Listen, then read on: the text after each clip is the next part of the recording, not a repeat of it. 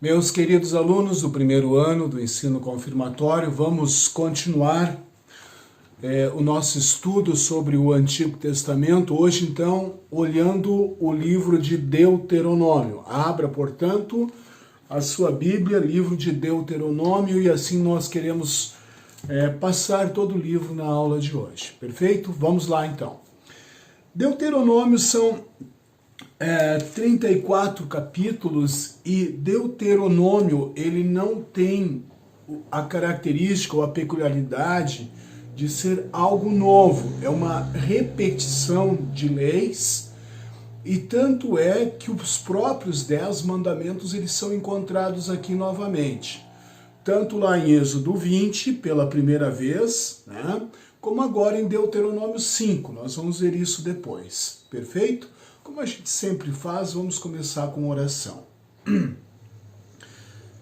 Querido Pai do céu, obrigado pelo dia de hoje, obrigado pela oportunidade que temos de estudar a Tua Palavra e reforçar tudo aquilo que nós aprendemos nos últimos livros da Bíblia, nas últimas aulas, especialmente sobre a história, a formação do Teu povo no Antigo Testamento. Abençoa, Senhor, o nosso momento de estudo, em nome de Jesus, que é o nosso Senhor e Salvador. Amém. Deuteronômio. Deuteronômio tem o nome lá na formação da Bíblia, né, como segunda lei. Esse é o sentido do nome Deuteronômio, segunda lei. Então, onde é que nós estamos localizados temporalmente aqui em Deuteronômio? Se passou aqueles 40 anos de peregrinação pelo deserto. Se passou. O povo chega praticamente na divisa com a terra de Canaã. Moisés, que é o grande líder, é o grande nome nesse momento, ele vai ver a terra de Israel, a terra de Canaã, mas não vai entrar na terra. Ele vai morrer no alto do monte Pisga e ali ele vai ser sepultado por Deus.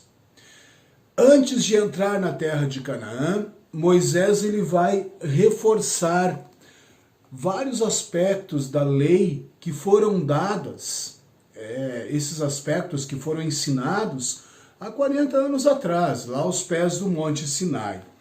Então, vejam, por favor, no capítulo Deuteronômio, capítulo 1, abra lá, no versículo de número 2. Ali nos diz que do Monte Sinai até a cidade de Cades Barneia são 11 dias de viagem pelo caminho que atravessa a região montanhosa de Edom. Muito bem. Então vejam que em praticamente, vamos arredondar assim, um mês de viagem, o povo poderia ter chegado desde o Sinai até a terra de Canaã. Mas em função da desobediência, da descrença, em virtude da teimosia, Deus faz com que esse povo peregrine pelo deserto 40 anos, até que toda aquela geração incrédula tenha morrido. Se você conferir lá no primeiro livro de Reis, a história de Elias, Elias vai fazer o caminho inverso. Ele vai sair da terra de Israel e vai se esconder no Monte Sinai.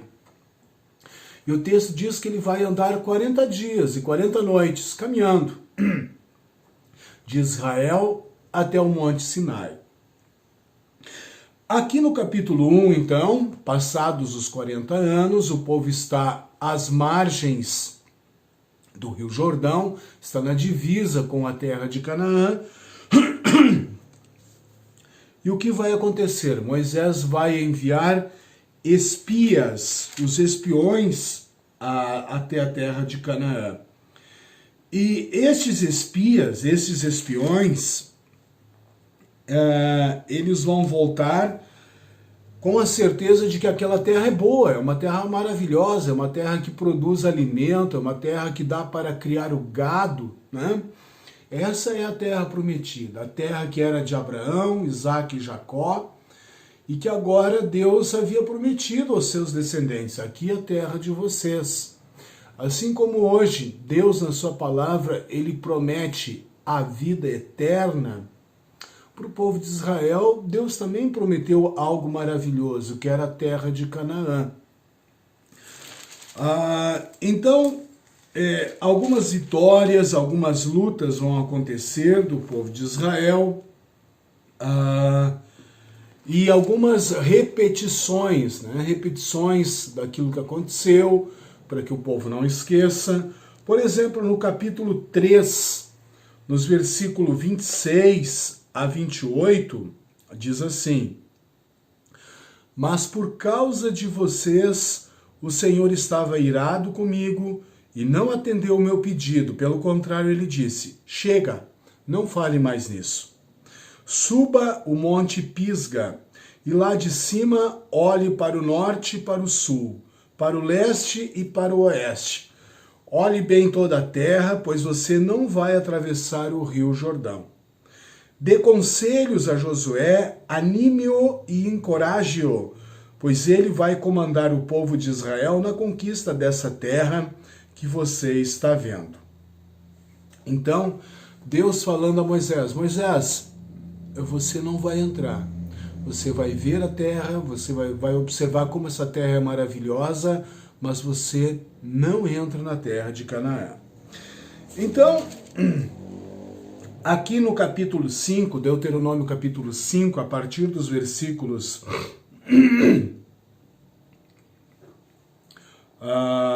a partir dos versículos 7, né, até o versículo 21, então a repetição dos mandamentos de maneira, eu não diria idêntica, né, mas de maneira muito fidedigna ao que diz lá em Êxodo 20, a repetição dos 10 mandamentos. O grande mandamento da lei de Deus está em Deuteronômio 6, versículo 5, Deuteronômio 6, versículo 5, aonde Moisés, ele ensina ao povo dizendo assim: portanto, amem o Senhor, nosso Deus, com todo o coração, com toda a alma e com todas as forças. Né? Aqui está o resumo, então, o grande mandamento da lei de Deus. Na verdade, é o resumo da primeira tábua, né? Amarás o Senhor teu Deus de todo o teu coração, de toda a tua alma e de todo o teu entendimento. E o resumo da segunda tábua: amarás o teu próximo como a ti mesmo. Tá? Muito bem. Quando a gente falar lá no segundo mandamento sobre tomar o nome de Deus em vão, e vem a questão do juramento, muitos alunos perguntam sobre aquela afirmação de Jesus: sim, sim, não, não. Né? Pois bem, no sentido de não permitir a prática do juramento. Em Deuteronômio capítulo 6, versículo 13, nós vamos encontrar então um versículo que fala sobre a permissão do juramento. Capítulo 6, versículo 13, diz assim: temam o Senhor seu Deus, sirvam somente a Ele e jurem só pelo nome dEle. Quando há uma necessidade clara, latente, que seja necessário fazer o juramento, aqui está o versículo bíblico que permite sim ao povo de Deus fazer esse juramento. Como eu disse para vocês, Deuteronômio, ele é uma grande repetição das leis que já foram dadas. É uma nova proclamação de tudo aquilo que havia sido ensinado lá aos pés do Monte Sinai. No capítulo 12, Deuteronômio 12, eu só estou fazendo algumas chamadas assim para aquilo que eu considero mais importante. Né? Hoje provavelmente vai ser uma aula um pouco mais rápida, nós já temos 10 minutos, Por exemplo, em Deuteronômio 12, no começo do capítulo 12, 12º, Moisés está dizendo ao povo que uma das tribos, uma das 12 tribos, um dos 12 filhos de Jacó, uma das 12 tribos de Israel, vai ser a tribo escolhida aonde vai ser erguido o lugar de adoração, né? O lugar de adoração, porque até então eles não tinham um templo, não tinham uma igreja, por assim dizer, eles tinham o tabernáculo, né? A tenda, que era mudada dia após dia, conforme a localização do acampamento, mas eles não tinham um local fixo de adoração. E aqui no 12º capítulo, Moisés, com a permissão de Deus, obviamente, ele já está dizendo, ó, uma das tribos vai ter, lá no futuro, a honra de erguer um local de adoração a Deus, que é o Templo de Jerusalém, né? O Templo de Jerusalém, no território de Judá, né? É lá que vai ser erguido futuramente, lá com o rei Davi, muitos séculos na frente. Então, o templo, o local fixo de adoração. Aliás, o templo que hoje não existe mais, apenas parte dos muros externos, que são chamados de Muro das Lamentações. Se você enxergar isso, ouvir isso na televisão, no rádio, internet, jornal, revista, enfim, procure fazer a conexão. Muro das Lamentações é a única coisa que existe, não do templo de Davi. O templo de Davi foi completamente destruído, mas o templo reconstruído no tempo de Esdras e Neemias, tá? Muito bem. Assim nós avançamos, Deuteronômio 16, 17, 18, a repetição, 19 também, repetição de leis que foram dadas anteriormente, 20, 21, 22, 23... No 24 tem uma afirmação importante sobre, me desculpem, sobre a responsabilidade dos pais. Deuteronômio 24, versículo 16, os pais não serão mortos por causa de crimes cometidos pelos filhos, nem os filhos por causa de crimes cometidos pelos pais. Uma pessoa será morta somente como castigo pelo crime que ela mesma cometeu. Cada pessoa é responsável pelos seus atos, né? Independe quem é meu pai, minha mãe, meu avô, minha avó, não importa. Eu sou responsável pelos meus atos. E assim nós continuamos, 27, 28, 29, 30, no 31, então, a afirmação de quem fica no lugar de Moisés. Vejam, capítulo 31, versículo 1 e 2. Moisés continuou dizendo ao povo de Israel: já estou com 120 anos e não posso mais dar conta do meu trabalho. Além disso, o Senhor Deus me disse que eu não vou atravessar o rio Jordão. Então, agora vai vir o substituto. Moisés está dizendo, eu estou terminando o meu trabalho.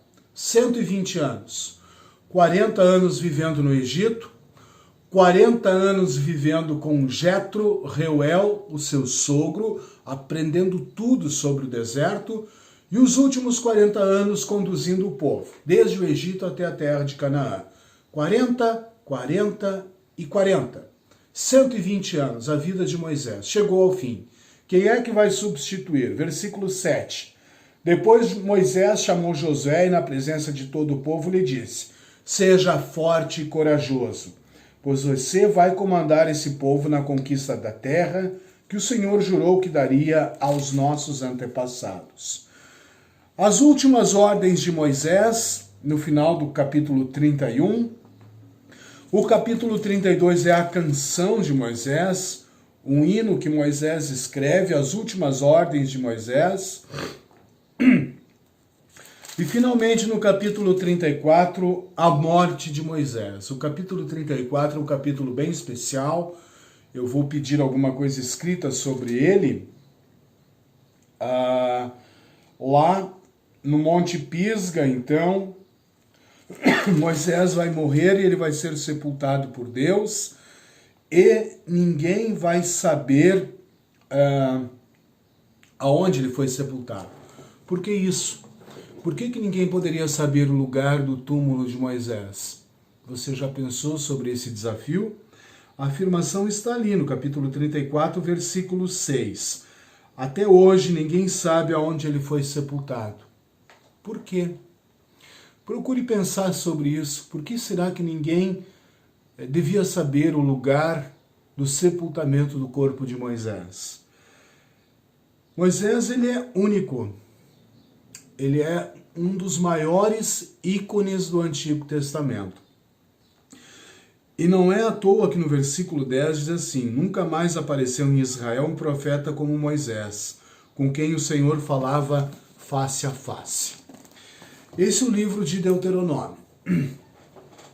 Pergunto para ti, lá no Novo Testamento, na vida de Jesus, quando Jesus ocorre aquele episódio da transfiguração, quem são os personagens que estão com Jesus lá no alto do monte?